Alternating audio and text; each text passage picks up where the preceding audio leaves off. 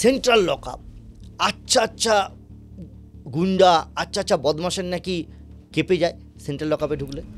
দেখুন, সব কিছুর একটা গুণগত পরিবর্তন হয়েছে। সেন্ট্রাল লকআপ মানে হচ্ছে মারধর, থার্ড ডিগ্রি ইত্যাদি ইত্যাদি। তার মানে হতো এটা,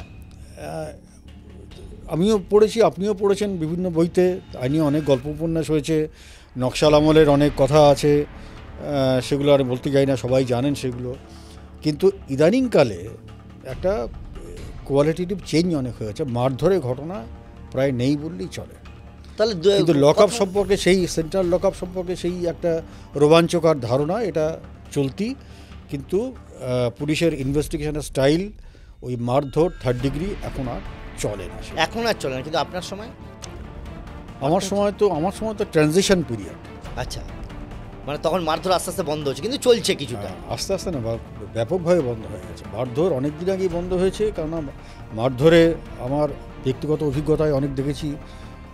প্রথম দিকে যখন আমি থানায় এসডিপিও হিসেবে কাজ করেছি নিচের দিকে, তখন এই মারধরের যে লিমিটেশন, সেটা খুব ভালোভাবে টের পেয়েছিলাম।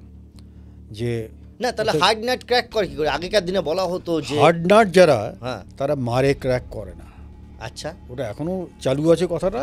কিন্তু যারা সত্যিকারের হার্ড নাট, তাদেরকে যতই আপনি পেটান কিছু লাভ নেই। এই যে আমরা অনেক সময় দেখেছি সিনেমা টিনেমায় যে এরকম ধরে নিয়ে এসে হাজতের মধ্যে পাশ দিয়ে, কানের পাশ দিয়ে গুলি চালিয়ে দেওয়া হলো। এটা একদম এখন যেগুলো দেখায় সেগুলো রোমাঞ্চ তৈরি করার জন্য, ওর সঙ্গে বাস্তবের কোনো সম্পর্ক নেই।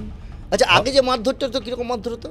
মারধর যারা করেছে তারা খুব ফেলিওর, আমি বলছি, আমি ব্যক্তিগত অভিজ্ঞতা থেকে বলছি, ফেলিওর। খুব কাঁচা ক্রিমিনাল যারা প্রথম ক্রাইম করেছে, তারা ব্রেক করে যেত। কিন্তু হার্ড নাট যে কথাটা আপনি বললেন, তারা কখনো মারধরে ভাঙে না। তাদেরকে ভাঙতে গেলে যে ইন্টারোগেট করছেন, যে পুলিশ অফিসার, তাকে খুব ভালো করে জানতে হবে, তার সাইকোলজি বুঝতে হবে, ক্রাইমটা সম্পর্কে জানতে হবে, তবেই সে প্রশ্ন করে তাকে ব্রেক করতে পারে। ব্রেক করার স্টাইল সেটাই। মারধরের খুব লিমিটেড অ্যাপ্লিকেশন আছে, অথচ সেটাকেই খুব বড় করে দেখা হয় আজকাল। থ্রিলারে ধরে একদম ভীষণ মারা হলো, সব বলে দিল। আমি এরকমও দেখেছি যে মারের চোটে মিসলিড করে দেয়।